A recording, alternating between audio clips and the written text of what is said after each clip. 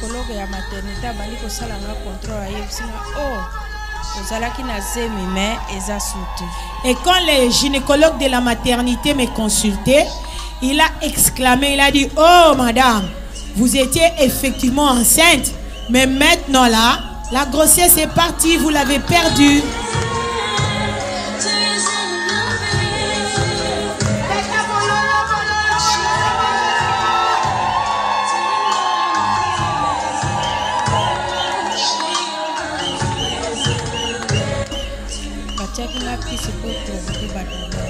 Ils m'ont mis les fusions, les médicaments pour provoquer les douleurs.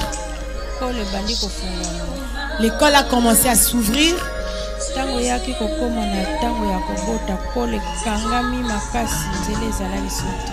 Quand je devais accoucher, brusquement l'école s'est fermée, il n'y avait plus de sortie pour l'enfant. À l'intérieur de mon ventre, il n'y avait plus d'oxygène.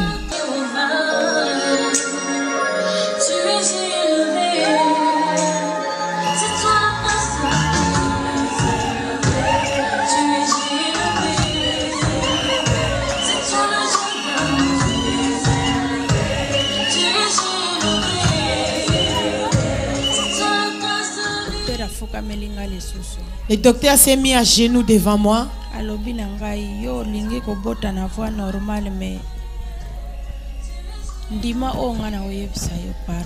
Le docteur m'a dit: toi tu veux seulement accoucher normalement, mais accepte ma proposition de faire la césarienne pour retirer l'enfant.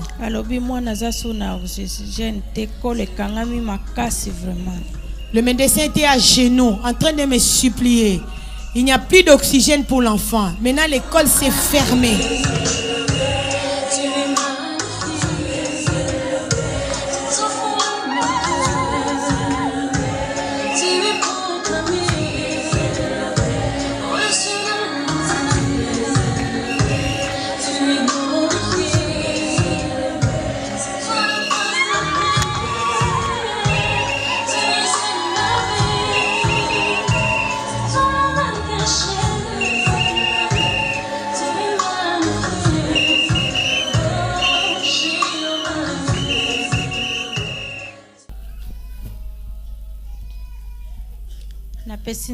Merci. Je dis merci à l'Éternel Dieu. C'est lui qui a préparé la journée d'aujourd'hui. C'est l'Éternel Dieu qui m'a donné la grâce de venir témoigner la grandeur de Dieu. Je dis merci au Seigneur Jésus-Christ. C'est lui qui est mort pour moi à la croix de Golgotha. C'est le Seigneur Jésus-Christ qui a ressuscité le bébé dans mon ventre. Et je dis merci au Saint-Esprit de Dieu. C'est lui qui m'a donné le courage de venir témoigner. C'est celui qui nous prépare à l'enlèvement. Mon témoignage, ezali pour encourager na ya kopesa courage na mutu oyo. C'est pour donner le courage à quelqu'un. Tiens micro bien maman radio bazolanda yo po bayoka. Pour encourager mutu oyo alembi. Mon témoignage a pour but d'encourager quelqu'un qui est déjà fatigué. Mutu oyo alali. Quelqu'un qui dort.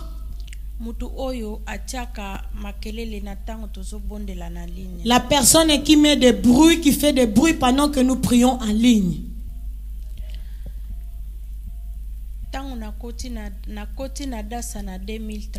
Je suis entré dans Adassa en 2013. Je suis entré dans Adassa par le canal de Maman Gloria. Maman Gloria peut se mettre debout, elle est où cette forte femme? Regardez là-bas au fond. Tombola Lobo comme Maman Gloria. Acclamons bien pour elle. Merci. Ok. Tiens, micro bien dans mon oko. Quand je suis entré dans Adassa, j'étais quelqu'un qui pleurait beaucoup. Je pleurais dans la chambre et en présence des gens. Tango tia mama Gloria yepsinga pona adasa ngana lobi eske pona bandai ko bonde la paix bandakala. Quand tia Gloria, donc tia signifie tante en portugais, elle m'a parlé de Adassa. J'ai dit est-ce que parce que avant Adassa j'ai prié aussi depuis longtemps. Ayepsinga kota na dasa meka ko solola na mama Mireille na papa Banza. Elle m'a dit entre dans Adassa, essaie de parler avec maman Mireille et papa Banza. Menga na salela kiangote. Moi je n'ai pas fait ce qu'elle m'avait dit. Na bandika ka komituna alobi alukelinga témoignage ya mama Gislaine kelelo marenanga. Et maman Gloria m'a cherché les témoignages de maman Gislaine qui est aujourd'hui ma marraine de mariage. Nathalie témoignage wana. Je regardais le témoignage de maman Gislaine Kengepoko. Son témoignage m'avait encouragé beaucoup. Mama Gloria yebsinga ke omoni ndenge nzamba sali na mama oyo akosalela yo pe. Maman Gloria m'a dit, tu as vu comment Dieu a fait dans la vie de maman Gislaine, Dieu fera aussi dans ta vie. Wana siko na koti siko yo bien na kati na ba prière ya na kati aline. À partir de ce témoignage-là, ça m'a poussé maintenant à me concentrer, à entrer avec beaucoup de sérieux en prière en ligne. Quand maman Mireille a commencé à prêcher le message de la repentance, j'ai reçu ce message-là dans tout son paquet. J'ai jeté des pantalons, des jupes qui n'avaient plus de valeur devant mes yeux, je les ai jetés. Les robes, les mèches. Dès que maman Mireille prêche au mai après la prédication, même moment je les jette. Les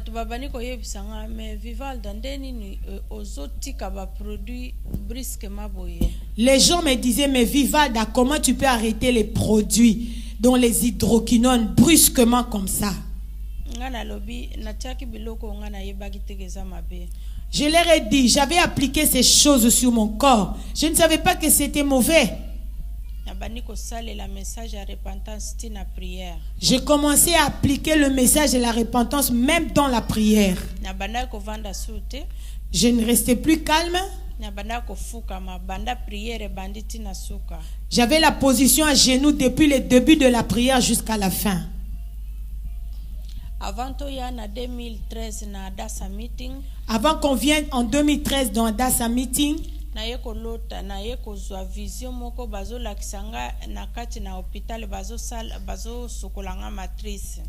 j'avais vu une vision, j'étais à l'hôpital, ils étaient en train de nettoyer mes matrices. Ces gens-là, je ne les connaissais pas, c'était des hommes très géants, très costauds. J'avais en parlé à maman Solange, mets bien les micros, maman. Et maman Solange lui a dit, continue la repentance, tu es sur la bonne voie. Elle m'a encouragé. Nous sommes venus à Adassa Meeting.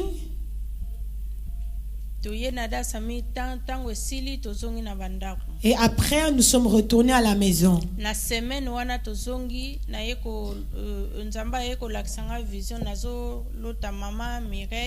Dans la même semaine, j'ai vu dans la vision maman Mireille. Nous étions à l'intercession.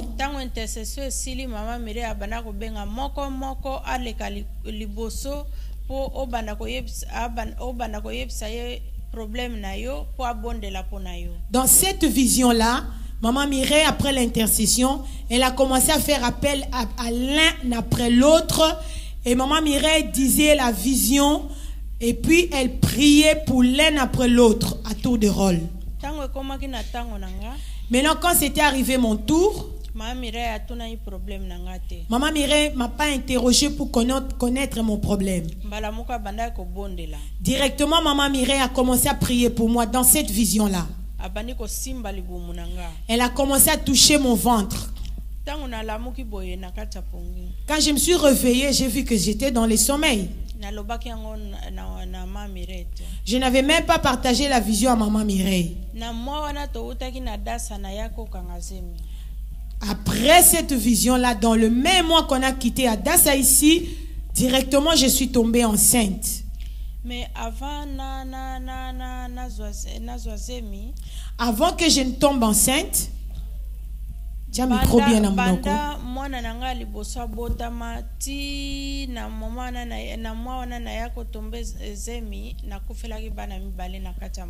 J'ai un enfant, mon fils est né à 17 ans. Entre mon fils aîné et la grossesse que j'ai eue après Adassa, j'ai perdu 2 bébés qui sont morts dans mon ventre. Mais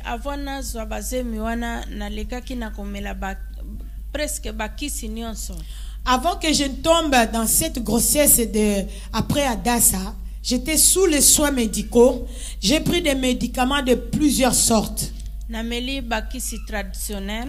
J'ai appliqué même la médecine traditionnelle. J'ai appliqué la médecine moderne des Blancs. Mais dès que je tombe enceinte, l'enfant doit mourir dans mon ventre. Quand j'ai fait la repentance, j'ai jeté tous les médicaments, que ça soit traditionnel et moderne. Si je peux avoir le docteur, les docteurs à l'hôpital me disaient, madame, nous n'avons plus la solution pour vous. Cependant, dans tous les hôpitaux, ils ont la possibilité de mettre même les bébés par injection IVF. Mais chez moi, il n'y avait même pas la solution pour intro-vitro. J'ai changé de docteurs, de médecins, de gynécologues, comme si je changeais des habits. Dès que je vois une année chez un médecin, il n'y a pas de résultat, je change encore les médecins. Parce qu'après une année, si je demeurais avec le même médecin, la manière dont les médecins, les corps médicaux me regardaient, ça me rendait ridicule. Alors je préférais changer un médecin nouveau, recommencer encore à zéro.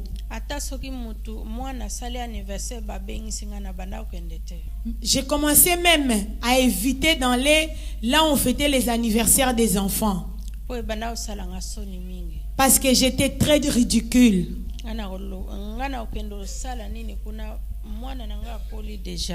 Qu'est-ce que moi je vais aller faire là-bas? Moi je n'ai qu'un seul fils qui n'a que 17 ans, il est grand. Qu'est-ce que je vais parler avec eux?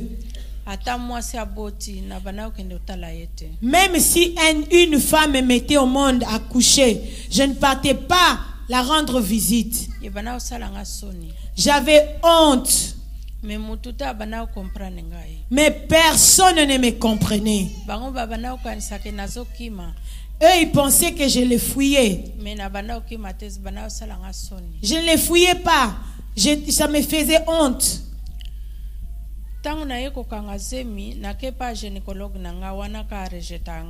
Et quand je suis tombée maintenant dans la grossesse, après Adassa, je suis allée auprès de même gynécologue qui me rejetait.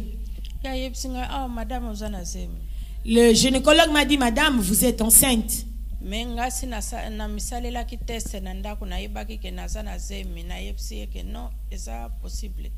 J'avais fait déjà les tests de grossesse à la maison qui m'avaient montré qu'effectivement j'étais enceinte. Mais quand le médecin m'a annoncé la nouvelle, je lui ai dit non, médecin, ce n'est pas possible. Le médecin m'a dit la grossesse a à peu près 4 semaines ou 5.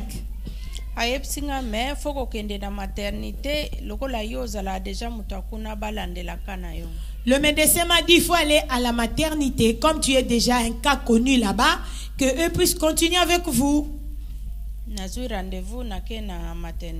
Et je fais les rendez-vous, je suis allée à la maternité.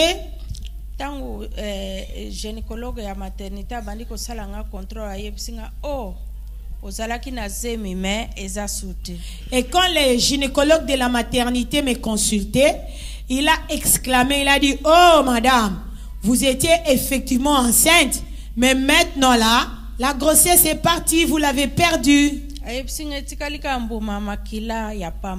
Le médecin m'a dit, il ne reste qu'un boule de sang. Le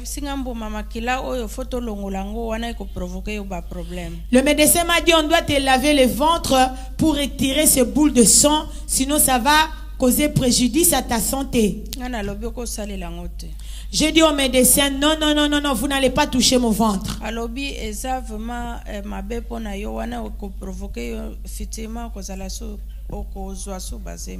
Le médecin m'a dit, c'est très dangereux si ce sang restait dans votre ventre, ça va même amener l'infection et tu y auras encore des difficultés pour tomber enceinte.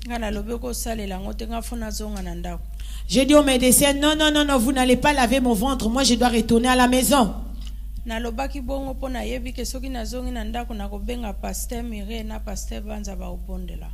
Je disais ça parce que je savais que si je rentrais à la maison, je vais téléphoner les pasteurs Mireille et les pasteurs Banza vont prier pour moi. Le médecin m'a dit, il n'y a pas de problème. Comme toi tu veux que je rentre à la maison, il m'a fait un document.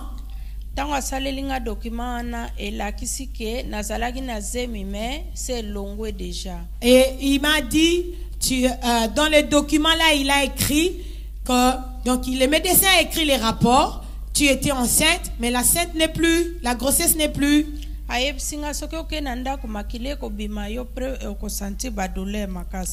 Le médecin m'a dit, si vous partez à la maison avec ce boule de sang, tu vas faire l'hémorragie, le sang va sortir. Je lui ai dit, il n'y a pas de problème. Il m'a dit, tu es sûr de ces décisions que tu prends?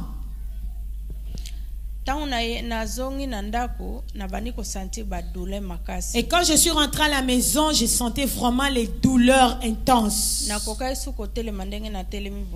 Je ne pouvais même plus me mettre debout comme je suis là. Je me promenais courbé. Mon sac, maman Solange, amène-moi mon sac. Mais personne dans la maison remarquait que j'avais de douleurs. J'ai téléphoné maman Mireille. Maman Mireille était au travail.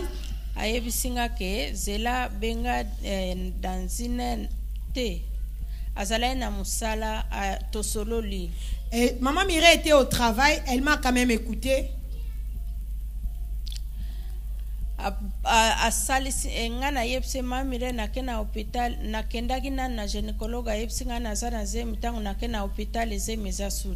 Je lui ai dit, maman Mireille, j'étais enceinte, je suis allée à l'hôpital.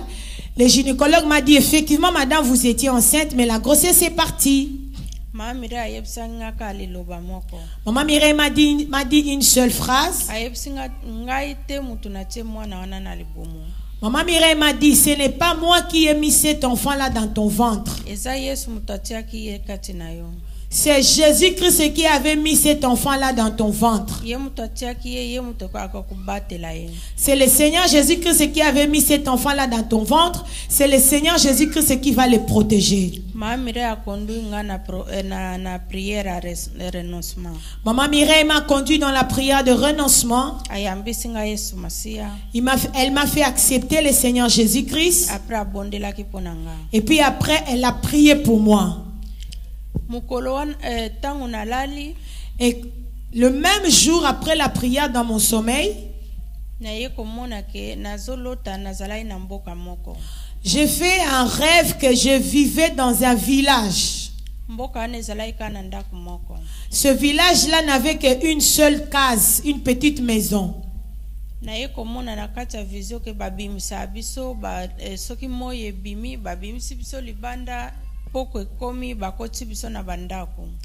Dans ce rêve-là, j'ai vu que je vivais, on nous gardait dans cette seule maison qui était dans le village-là. Quand il fait jour, on nous fait sortir et dès qu'il fait nuit, ils nous font retourner dans la maison là.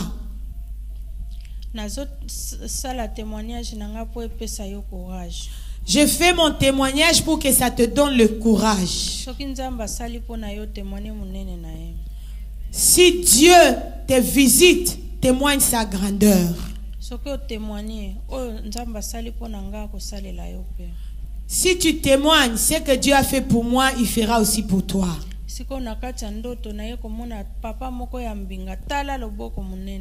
Maintenant, dans ce village-là, le rêve continue. J'ai vu un grand papa qui avait sa main qui était très grande. Dans la prison-là, nous étions très nombreux. Mais nous étions seulement des femmes, il n'y avait que des femmes. Les gourous là qui nous gardaient, je ne pouvais pas voir son visage. Les autres prisonniers aussi, je ne pouvais pas les identifier. Maintenant, le grand papa là est venu dans la prison, m'a soulevé, m'a fait sortir de la prison. Maintenant, dans la prison là, on avait même un habit qui nous couvrait la tête. Maintenant, le papa là, le grand papa qui est venu, il a enlevé même l'habit là qui nous couvrait la tête.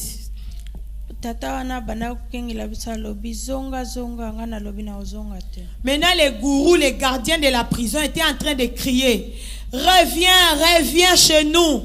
Moi, je leur ai dit, je ne vais plus revenir chez vous. Je leur ai dit, je ne vais plus vous adorer. Maintenant, ils m'ont dit, mais tu as des problèmes pour chercher les enfants. Je leur ai dit, il n'y a pas de problème. Je suis parti, je quitte votre prison. Et je me suis réveillé comme ça, c'était un rêve. J'ai téléphoné maman Mireille, je lui ai partagé les rêves. Maman Mireille m'a conduit encore dans la prière de renoncement et elle m'a fait recevoir le Seigneur Jésus-Christ. Et puis elle a prié encore pour moi. Allez, 8 jours après,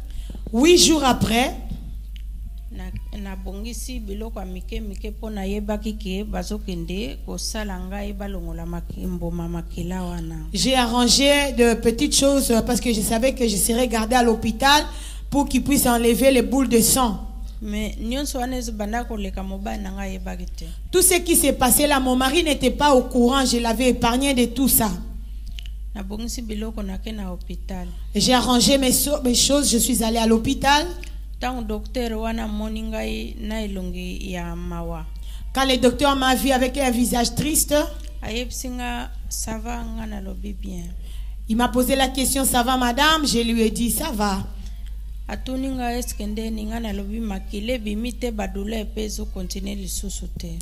Le médecin m'a posé la question, comment va l'évolution? Je lui ai dit, il n'y a plus de sang et puis il n'y a plus de douleur. Et le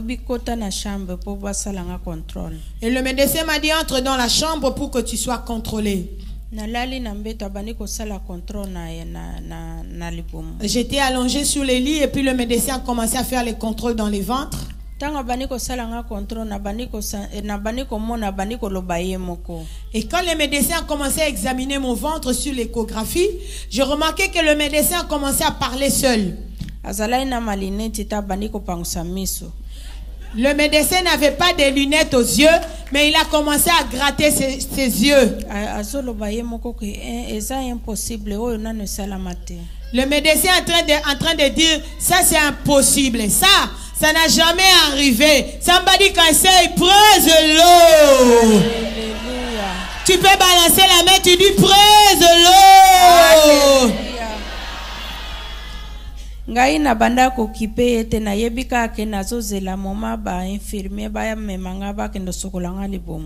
je ne faisais pas attention à ce que le médecin disait. J'attendais que les infirmières viennent me prendre pour aller laver mon ventre.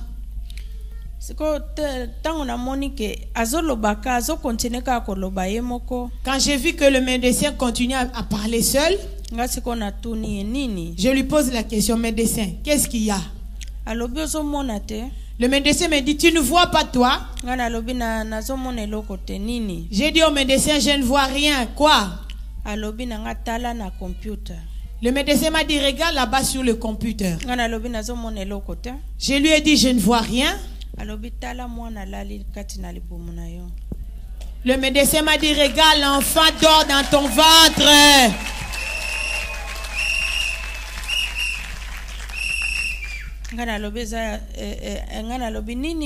J'ai dit au médecin, quoi?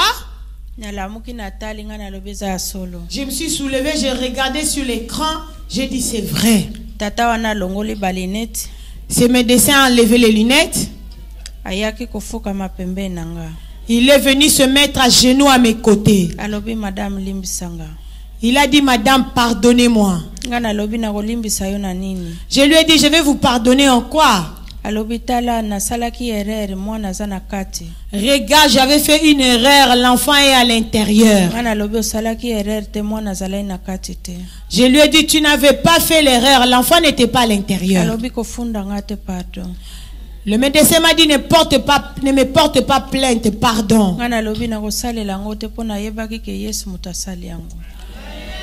J'ai dit au médecin, je ne vais pas vous porter plainte parce que je sais que c'est le Seigneur Jésus-Christ qui a fait cela.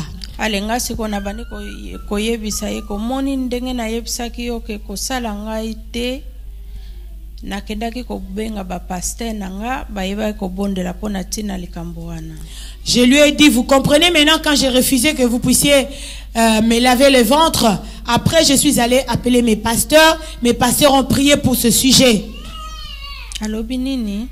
Il a dit quoi? Il a aussi cru en ce que moi je lui avais dit.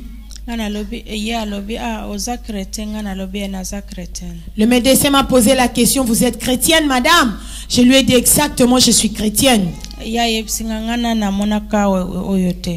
Le médecin m'a dit, c'est la toute première fois que je vois des choses pareilles. À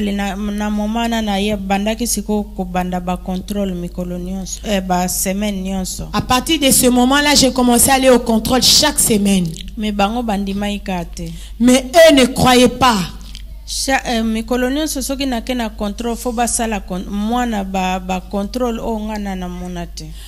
Donc j'étais devenu un objet de contrôle que je n'ai jamais expérimenté. Et il savait que c'est le cas de cette femme. Quand elle tombe enceinte, l'enfant meurt dans le ventre. Le premier bébé, il est mort, il avait 6 mois et demi dans mon ventre. Là, c'était avant que je n'entre dans Adassa. Le deuxième bébé, il est mort quand il avait 3 mois dans mon ventre. J'ai continué avec les contrôles. Quand Adassa Paris devait avoir lieu, Maman Mireille ne savait pas que moi j'étais à l'hôpital. Le même jeudi que Adassa Paris a commencé, moi j'étais hospitalisé. Parce qu'ils doutaient toujours concernant ma grossesse. Je devais être hospitalisé afin qu'ils soient examinés pour voir si la grossesse s'est développée bien. Je dormais dans la chambre, c'était la nuit. Et je commençais à rêver. Dans les rêves là, quelqu'un qui frappe à la porte. J'ai dit entrez. La personne qui est entrée, je vois maman Mireille qui est entrée.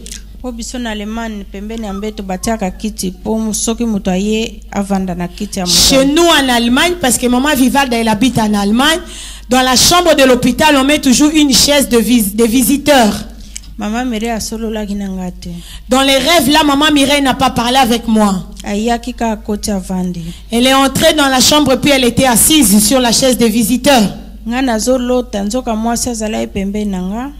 Moi je rêvais. Maintenant il y avait une Allemande voisine de ma chambre, physiquement comme ça. Nous étions au nombre de 3 dans la chambre.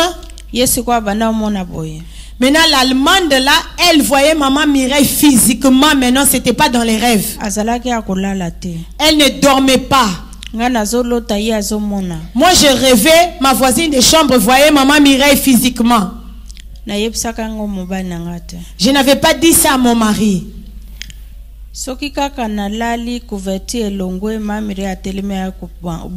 Maintenant, les rêves continuent. Quand je dors, je tourne comme ça, la couverture tombe. Maman Mireille qui était assise là, prend la couverture, me couvre encore. La femme allemande là, elle voyait ça physiquement. Moi, dans les rêves, je rêvais que maman Mireille était dans la chambre. Elle était assise en train de faire ma garde. Mais cette femme allemande là, la blanche, elle voyait ça comme ça physiquement. Et le matin, la femme là, allemande là, m'avait rien dit. Elle me regardait, elle m'observait.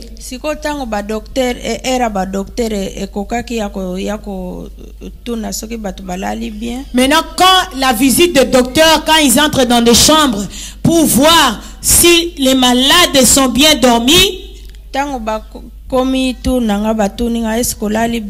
et quand c'était mon tour, le médecin m'interrogeait, madame, vous aviez bien dormi?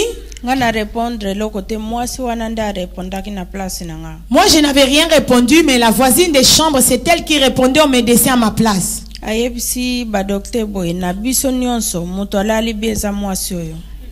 La femme l'a dit, de nous trois ici, la personne qui a bien dormi, c'est Maman Vivalda. Acclame le Seigneur pour ça. It is powerful.